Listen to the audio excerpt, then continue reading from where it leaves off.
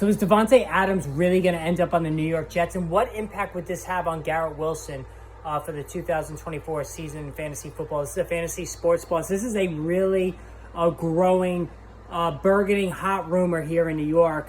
Just this morning, you had Boomer Esiason get on his radio program here in New York on WFAN, which is the local sports affiliate sports radio station. And he basically said it's not a matter of when, but not a matter of if, but when Davante Adams is going to end up with the Jets. And this has been something that's been rumored even going back toward last season, midway through last season, when the Jets were looking for some help offensively to try to salvage their season after Aaron Rodgers went down.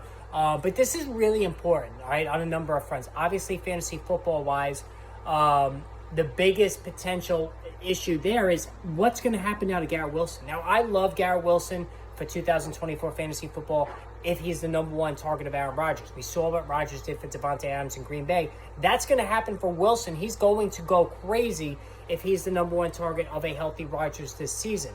That's why I was all in on Wilson last year. That's why I'm all in on him this season until this point. Now, I'm going to dial it back on Wilson. Now, my drafts are not for a while. And I think we'll get more clarity as the summer goes on. But Davante Adams, if he ends up with the Jets, he's going to be the number one guy. Now, I know he's 31. The numbers are slipping a little bit, but I think that's a lot of that has to do with the offense he was in last year, run-heavy Raiders offense that really had horrible quarterback play.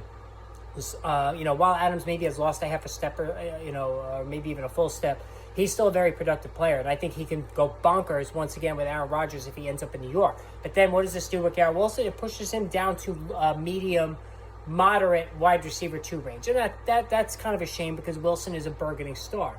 If Adams stays with the Raiders, then Garrett Wilson is a wide receiver 1 in fantasy, no questions asked. So this is something we're going to have to pay attention to.